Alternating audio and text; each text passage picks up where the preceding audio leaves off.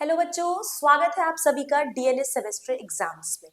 My name is Preetika Srivastava और मैं आपकी जूलॉजी ट्यूटर। बच्चों, आज हम सभी यूनिट 2 में जो कि हमारा एप्लीकेशंस ऑफ जेनेटिक इंजीनियरिंग है उसमें नेक्स्ट टॉपिक के साथ है यहाँ पर, जो कि क्या है, बायो सेंसर। इससे पहले बच्चों हमने यूनिट 1 को कवर कराया है और यूनिट 2 में हमने इससे पहले सिंगल सेल प्रोटीन पढ़ लिया है। अगर आपने अभी तक उन सारे टॉपिक्स को नहीं देखा है तो आप उसको जरूर से देखें। तो ठीक है बच्चों, स्टार्ट करते हैं, देखते हैं ये बायोसेंसर्स हैं क्या बेसिकली।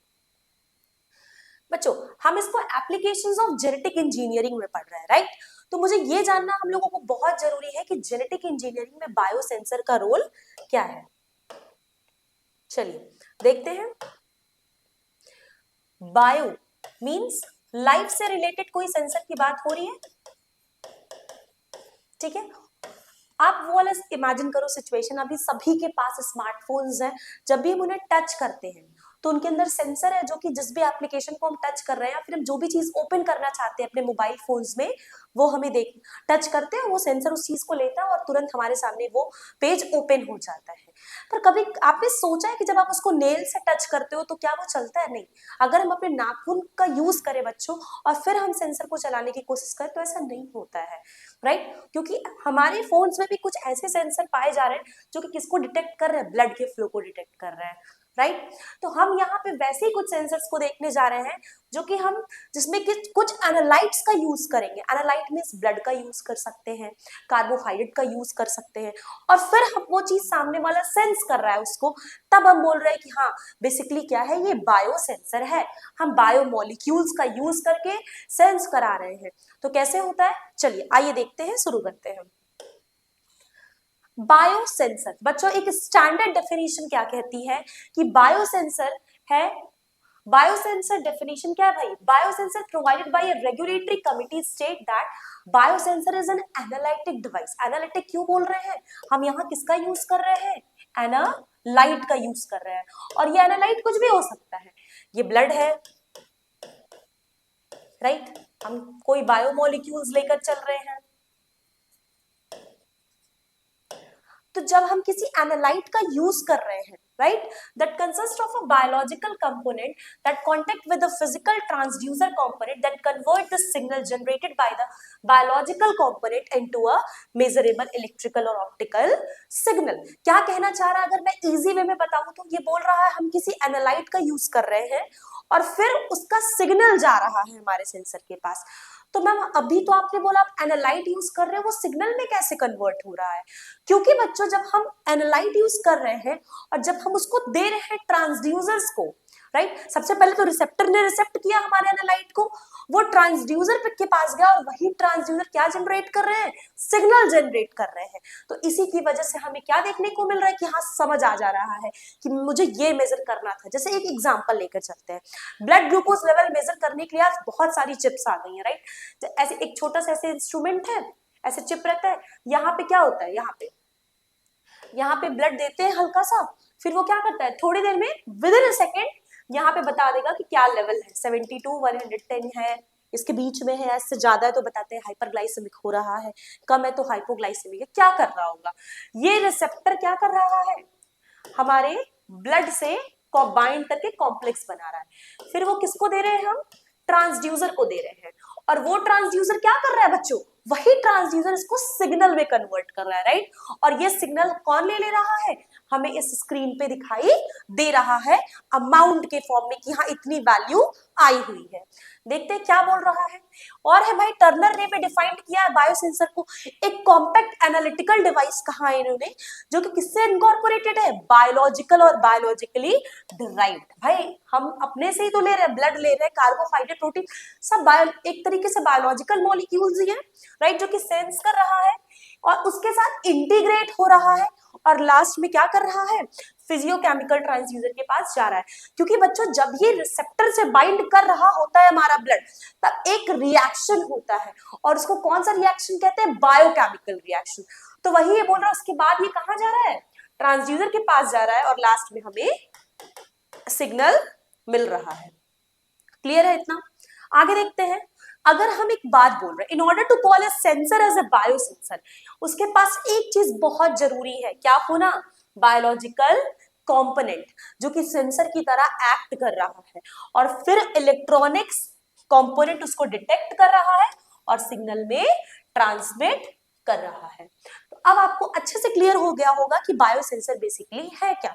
एक ऐसा इंस्ट्रूमेंट जिसमें हम अपने एनालाइट को डाल रहे हैं, ब्लड सैंपल को डाल रहे हैं, फिर एक रिएक्शन हो रहा है, biochemical reaction with in receptor जहां हम रख रहे हैं और हमारे एनालाइट के बीच में, फिर वो हम ट्रांसड्यूसर को भेज रहे हैं और वो उसको सिग्नल में कन्वर्ट कर दे रहा है और सामने स्क्रीन पे शो कर दे रहा है, राइट। आगे बढ़ते हैं, देखते हैं सबसे पहला बायोसेंसर किसने भाई फर्स्ट सेंस में किसने डेवलप किया था, नीलैंड सी क्लार्क ने, ठीक है। उन्होंने क्या किया, which was mean to be use for the detection of oxygen. उन्होंने सबसे पहला 1956 में किसके लिए लिया, डिटेक्शन ऑफ ऑक्सीजन के लिए, right. The sensor is still known as Clark electrode in honours. भाई उन्होंने ढूंढा था उसको, तो उनके ऑनर में, उनके सम्मान में आज भी हम उसको क्या बोल रहे होते हैं कि ये क्लार्क्स इलेक्ट्रोड है, राइट, क्योंकि सबसे पहले उन्होंने ही इसको देखा था।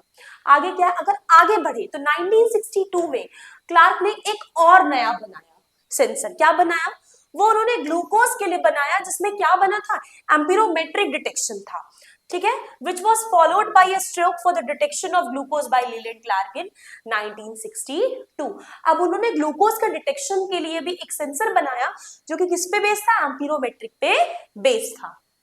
आगे चलते हैं, अगर हम एक टिपिकल बायोसेंसर की बात कर रहे हैं बच्चों, तो उसमें कौन कौन से पैरामीटर होनी चाहिए, सिलेक्टिविटी, ठीक है, और हम एक ऐसा लें जो कि स्पेसिफिक हो और सेंसिटिव हो उसी चीज को बताने के लिए, राइट, तो हमें ऐसा कुछ लेना है। नेक्स्ट है, एक बहुत इंपॉर्टेंट स्पेसिफिक नेचर होना चाहिए बायो सेंसर का फॉर अ गिवन मेटाबोलाइट। जैसे कि अगर मुझे ये कहना है कि मैं ब्लड दे रही हूँ, ठीक है, ब्लड में और भी चीजें हैं, ऐसा ना हो कि हमें सेंस ग्लूकोज को कराना है, वो सेंस किसी और चीज को कर रहा है ब्लड में, तो इससे दिक्कत आ सकती है। तो हमें एक ऐसा बायो सेंसर चूज करना होगा बच्चों जो कि बहुत ज्यादा स्पेसिफिक है, सिर्फ उसी चीज के लिए सेंसिटिव है, ऐसा ना हो किसी और चीज के लिए रिजल्ट दे दे, राइट, ये है। अगर एक बात और देखा जाए तो ये और भी इंपॉर्टेंट है, capable of detecting an analyte within the physiological concentration range defined by its sensitivity. भाई इतने रेंज में ही आना है, उतने रेंज में ही वो रिजल्ट दे, ऐसा ना हो कि उससे बहुत कम दे रहा है, बहुत ज्यादा दे रहा है, नॉर्मल लेवल प्रेजेंट है तो भी। तो मींस हमारे जो बायो सेंसर है उसमें दो क्वालिटी तो मस्ट है बच्चों, एक स्पेसिफिसिटी और दूसरा सेंसिटिविटी।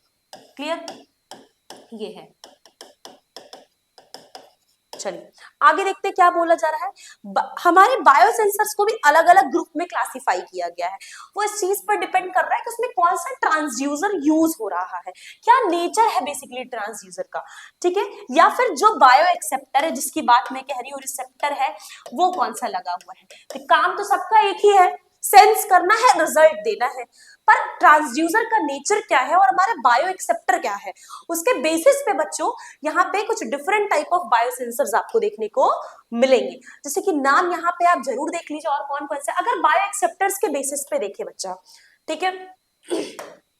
चलिए, अगर ये हमारा बायो एक्सेप्टर है और अगर हम इसके बेसिस पे देखें तो एंजाइम के लिए बायो सेंसर्स है, राइट, इम्यूनो सेंसर्स है इम्यून कॉम्प्लेक्स को देखने के लिए, न्यूक्लिक एसिड बायो सेंसर्स है, पूरे cell whole cells biosensors है, नैनो बायो सेंसर्स, मतलब सबसे छोटे सेगमेंट्स के लिए बायो सेंसर है, ठीक है। और क्या है भाई, बेसिस ऑफ डिटेक्शन सिस्टम पे देखे तो ऑप्टिकल बायो सेंसर्स है, क्रोमोजेनिक, फ्लोरोजेनिक, इम्यूनोजेनिक, क्या है भाई, कलर सबस्ट्रेट की बात हो रही है, ठीक है, कलर सबस्ट्रेट से भी रिलेटेड बायोसेंसर है। कुछ इलेक्ट्रिकल सेंसर्स हैं, इलेक्ट्रॉनिक बायोसेंसर्स हैं, थर्मल मींस टेम्परेचर बायोसेंसर्स हैं, और एसपीआर बायोसेंसर्स हैं। और ये क्या है, ये तो हमारा बेसिक और डिटेक्शन सिस्टम और बायो एक्सेप्टर पे था। अगर मैं बात करूं टेक्नोलॉजी और ट्रांसड्यूसर जो कि किसमें कन्वर्ट कर रहा था आगे, सिग्नल में, उसके बेसिस पे लेके चले बच्चों, तो हमें क्या क्या देखने को मिलेगा, इलेक्ट्रोकेमिकल बायोसेंसर है, इलेक्ट्रॉनिक बायोसेंसर्स हैं, ऑप्टिकल बायोसेंसर्स हैं, ग्रेविमेट्रिक बायोसेंसर्स हैं, राइट, और क्या है, emerging technology lab on chip magnetic nano sensors SPR. और अगर हम इसी इलेक्ट्रोकेमिकल में बात करें तो हमारे पास पोटेंशियोमेट्रिक बायोसेंसर्स है, वोल्टामेट्रिक सेंसर्स हैं, एम्पीरोमेट्रिक सेंसर्स है। भाई जो तुम्हारे एमकी क्लार्क थे उन्होंने भी तो यही किया था, उन्होंने भी ट्रांसड्यूसर जो बेस लिया था वो क्या था, एम्पीरोमेट्रिक था। क्लियर? कंडक्ट्रोमेट्रिक है और इम्पीडोमेट्रिक बायोसेंसर्स है।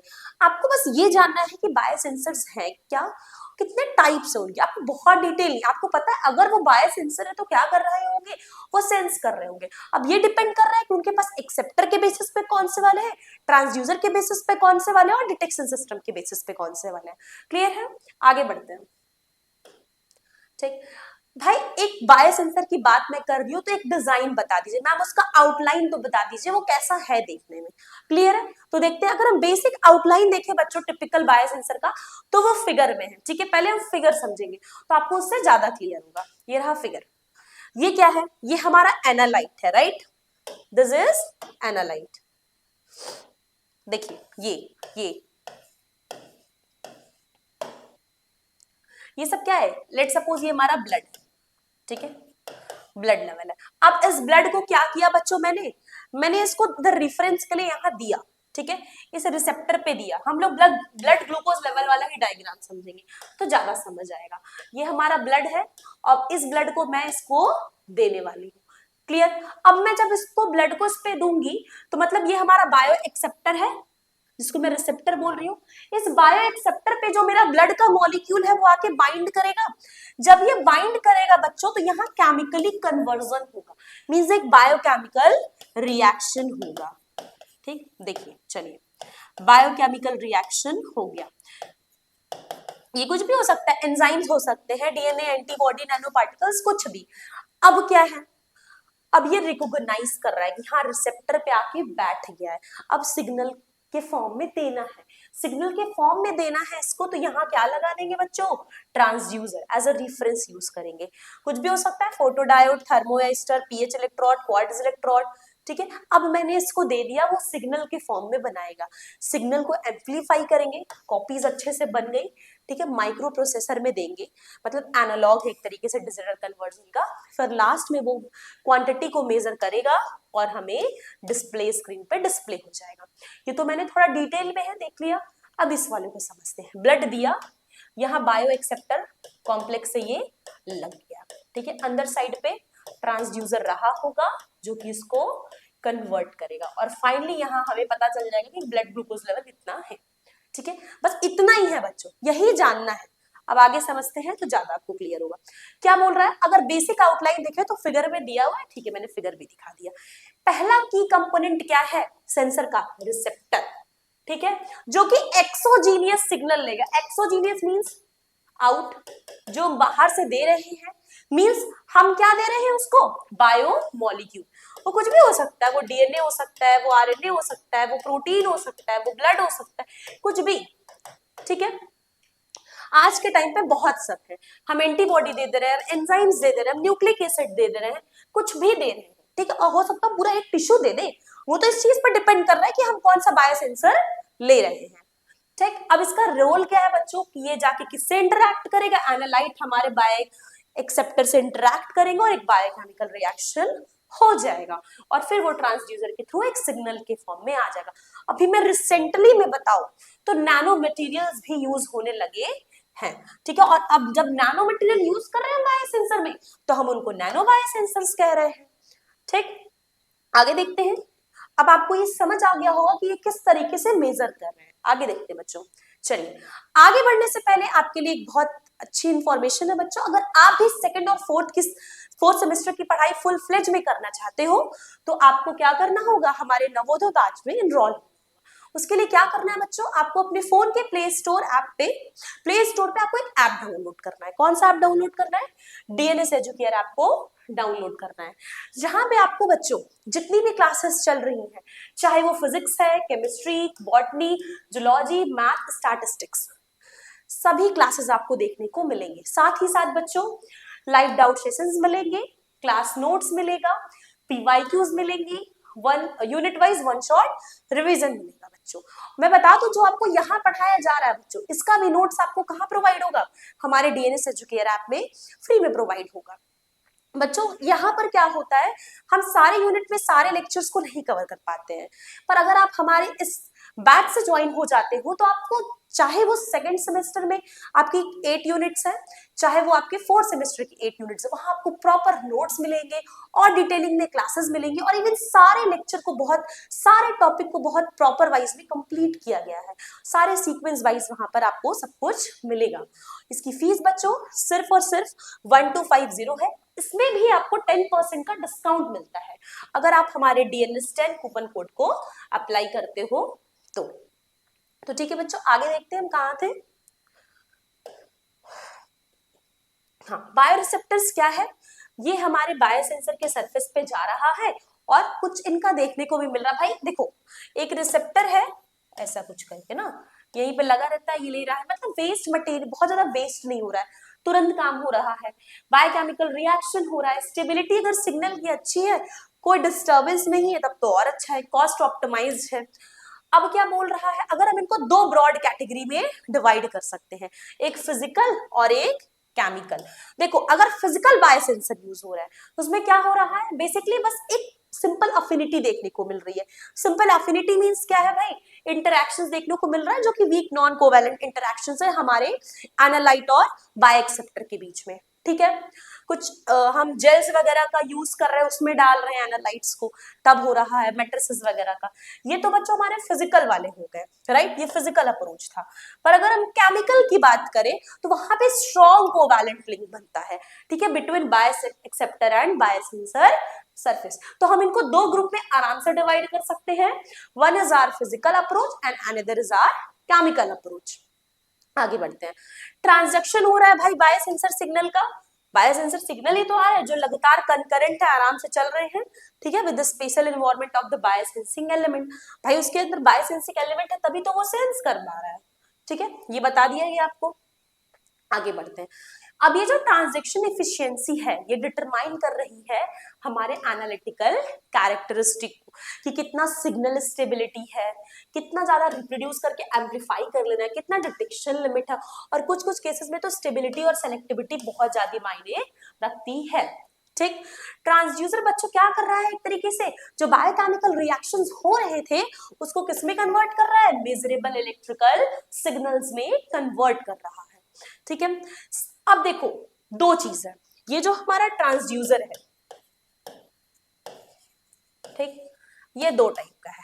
पहला तो बच्चों क्या देखने को मिल रहा है, एक्चुएटर है, ठीक है, और दूसरा सेंसर्स है। ठीक है, क्या देखने को मिल रहा है, एक सेंसर है और एक एक्चुएटर है। दो कॉमन मोड्स हैं हमारे ट्रांसड्यूसर के। हमारा जो क्या है सेंसर्स है वो क्या कर रहा है, वो मैग्नीफाई कर रहा है, डीमैग्नीफाई कर रहा है, किस चीज को, मान लो एनवायरमेंट में कोई सिग्नल आ रहा है, शोर शराबा हो रहा है, नॉइस आ रहा है, तो उस चीज को मैग्नीफाई करने का काम और डीमैग्नीफाई करने का काम किसका है, हमारे सेंसर्स का है। फिर वो आराम से उसको ट्रांसफॉर्म कर देता है एनर्जी के फॉर्म में। पर बच्चों अगर हम एक्चुएटर की बात करें तो ये बहुत ज्यादा काम तो नहीं कर सकता है कि मैग्नीफाई करे, डीमैग्नीफाई करे, पर ये कंट्रोल्ड वे में हम कह सकते हैं हमें क्या करा रहा होता है, actuator use a small controlled energy to cause an observable perturbation, movement और energy radiation to the environment। कुछ लेवल पे कंट्रोल कर ले रहा है जो भी डिस्टर्बेंस हमारे एनवायरमेंट में हो रहा है। ठीक है, बहुत सारे इलेक्ट्रॉनिक सिस्टम्स आज यूज हो रहे हैं बच्चों बायोसेंसर में। इनफैक्ट जो इलेक्ट्रॉनिक्स है वही तो इंटीग्रल पार्ट बन चुका है अब किसका, इलेक्ट्रोकेमिकल बायो सेंसर्स का। अगर हम अर्ली जनरेशन चाह रहे हैं बायोसेंसर्स का तो अब हम उसमें सर्किट्स वगैरह को यूज कर रहे हैं जिसमें 2 या 3 इलेक्ट्रोड्स को यूज किया जा रहा है करेंटली रेट पर। ठीक, आगे देखते हैं बच्चों, क्या एप्लीकेशंस है बायोसेंसर के। बायोसेंसर इज एवरीवेयर बच्चों। आपको बुखार हो रहा है, आप टेम्परेचर मेजर कर ले रहे हो, आपका ग्लूकोज लेवल अप डाउन हो रहा है, वो काम कर ले रहे हो, आपको वेट अपना देखना है तो आप वेइंग मशीन पे चढ़ जा रहे हो, सेंस कर ले रहा है। मीन सेंसर हर जगह है, जल्दी बीपी देखना है, राइट, पल्स रेट देखना है, उसके लिए ऑक्सीमीटर, मतलब कि सेंसर हर जगह अब यूज हो रहा है। तो हम देखेंगे एप्लीकेशंस क्या क्या, आज वाइड रेंज पे इसका एप्लीकेशंस दिख रहा है क्योंकि हम इससे इंप्रूव कर सकते हैं अपनी लाइफ को। अगर मुझे पता चल जाए कि मेरा वेट इतना है तो बोलते हैं डॉक्टर वेट कम करिए, अगर पता ही ना कर पाए कोई बच्चों की इतना वेट है तब कम करने की बात ही नहीं आएगी, पता ही नहीं चलेगा कि इतना बीमारी क्यों हो रही है। ठीक है, अगर ब्लड ग्लूकोज लेवल हम ना मेजर कर पाए राइट जल्दी से तो फिर क्या होगा, बीपी बहुत ज्यादा हाई हो जाती है, लो हो जाती है, हार्ट अटैक्स आ रहे हैं, राइट, कार्डियक अरेस्ट हो रहा है। तो हमारे जेनेटिक इंजीनियरिंग में बहुत काम है बच्चों, इन्वायरमेंट को कंट्रोल कर रहे हैं, बहुत ज्यादा पॉल्यूशन हो रहा है, एयर क्वालिटी इंडेक्स आज बहुत तेजी से मेजर कर ले रहे हैं, क्यों? बायो सेंसर से कर रहे हैं बच्चों। डिजीज का डिटेक्शन हो रहा है, फूड में कोई केमिकल तो नहीं मिला है, ये देख ले रहे हैं, राइट। डिफेंस में, ड्रग डिस्कवरी में हमको हर जगह आज वाइड रेंज पे बायो सेंसर का एप्लीकेशंस देखने को मिल रहे हैं, राइट। आगे बढ़ते हैं। मेन एप्लीकेशन यही है बच्चों कि हम डिटेक्शन ऑफ बायोमोलिक्यूल्स कर ले रहे हैं, मतलब अब तो ये वाला हाल है कि हमें डिजीज नहीं है तो भी हम डिटेक्शन कर ले रहे हैं, ये हो सकता है आने वाले टाइम में। डॉक्टर बताता है ना ये रेट हाई चल रहे हैं, कहीं ऐसा ना हो आने वाले टाइम में आपको ये वाला डिजीज हो जाए, तो हम अर्ली डिटेक्शन भी कर पा रहे हैं, हम ड्रग को आराम से डिटेक्ट कर ले रहे हैं, right. Biosensing electrochemical biosensing technique का यूज कर रहे हैं, use as a clinical tool to detect the protein cancer, मतलब हम बायोमार्कर्स वगैरह यूज कर ले रहे हैं बायोसेंसर को। और हम कहाँ यूज कर रहे हैं? Monitoring food traceability, quality, safety and nutritional value. अब देखोगे कोई भी मार्केट से पैकेट्स वगैरह लाते हैं वेफर्स वगैरह खाने के लिए, तो पीछे लिखा रहता है ना ये क्वालिटी इतनी इतनी है, वो सेंस किया रहता है पहले से कि इतनी इतनी क्वालिटी इसमें न्यूट्रिशन वाली प्रेजेंट है, ठीक। तो फूड सेफ्टी के पर्पज से वो भी बहुत इंपॉर्टेंट है। आगे देखते हैं क्या है। Biosensors cast tremendous potential in the field of medical science. अब हम देखेंगे मेडिसिन और हेल्थ में किस तरीके से इंपॉर्टेंट है। 1979 में first glucose analyser using biomolecule for the detection of blood glucose was commercialised by Yellow Springs Instruments USA. A device, a minimum flat whether insulin has been constructed to deliver insulin to a diabetic based on glucose level of blood. When biosensor provides information, the device delivers accurate amount of insulin required by the diabetic patient. एक बहुत important line है मिटोमाइसिन, जब एक बच्चे में पाई जाएगी ना बच्चों तो उसको कैंसर हो सकता है, राइट। तो मतलब अगर हम चाहे तो बायोसेंसर ये डिटेक्ट कर ले कि हाँ सामने वाले में ये मिटोमाइसिन नामक केमिकल है, तभी वो बच्चा क्या है, कार्सिनोजेनिक है।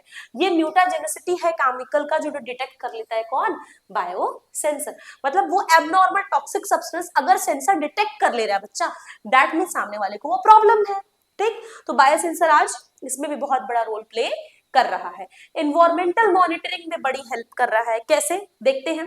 पॉल्यूशन कंट्रोल मैंने अभी बताया, आज भी हमारा यहाँ वाराणसी का भी एयर क्वालिटी इंडेक्स बहुत ज्यादा सही नहीं चल रहा है, नॉट गुड एट, क्योंकि पॉल्यूशन बहुत ज्यादा है।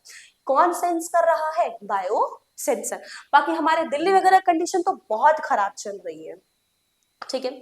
आगे देखते हैं। Since they can be miniaturized and automated. अब देखो मुझे पता चल जाए कि अगर इतना ज्यादा है यहाँ का एयर क्वालिटी इंडेक्स, उसको कोशिश किया जा रहा है ना कंट्रोल करने की, तो हमारा इन्वायरमेंट में भी ये बहुत ज्यादा बड़ा रोल प्ले कर रहा है। जापान में बच्चों एक ऑक्सीजन का इलेक्ट्रोड है कपल्ड विद ऑक्सीजन इलेक्ट्रोड, जिसमें एक हमारा हम कह सकते हैं फंगस है ट्राइकोस्पोरम क्यूटेनियम।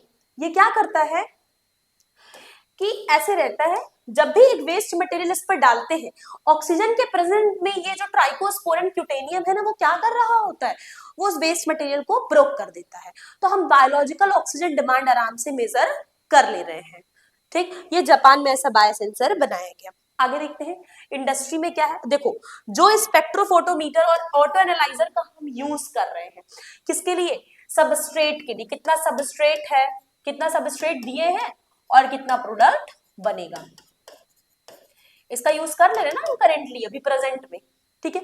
बट बच्चों ये थोड़ा टाइम लेता है, टाइम टेकिंग है स्पेक्ट्रोफोटोमेट्री इंस्ट्रूमेंट देखा जाए तो। इसको हटाकर एडिशन में क्या लेके आया गया, बायोसेंसर्स, जो कि थोड़ा जल्दी देंगे फर्मेंटेड प्रोडक्ट्स को, और फीडबैक कंट्रोल भी है उनके पास, राइट। तो आराम से सैंपलिंग करेंगे और हमें इंप्रूव अमाउंट में हमारा रिजल्ट मिल जाएगा, ठीक है।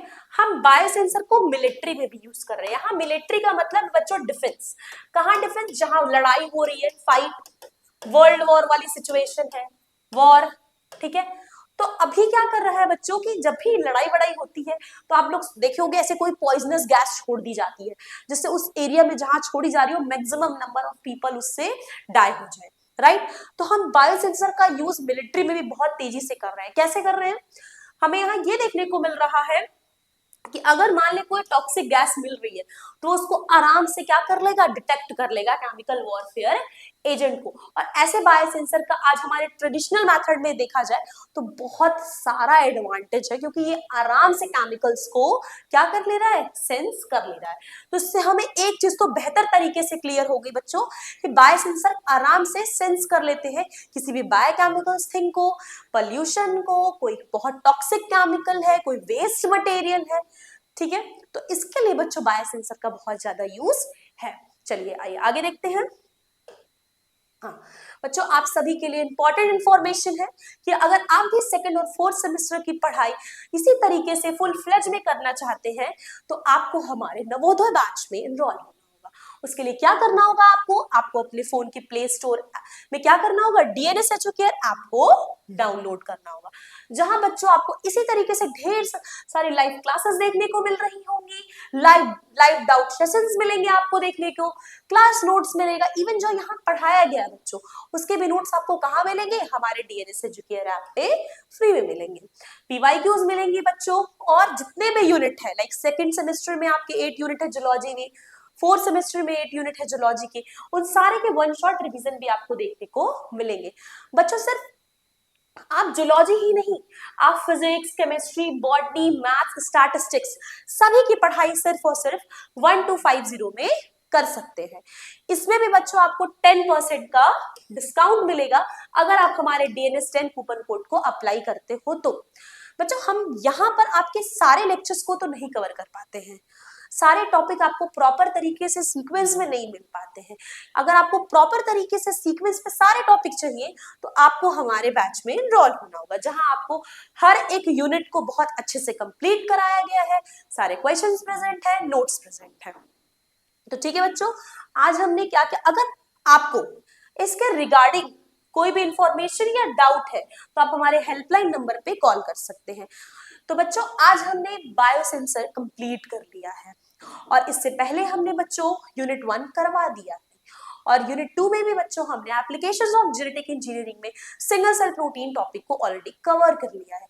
अगर आपने ये सब अभी तक नहीं देखा है तो आप उनको जरूर से देख लेंगे। ठीक है बच्चों, अब हम नेक्स्ट लेक्चर में नेक्स्ट टॉपिक के साथ मिलेंगे। Thank you.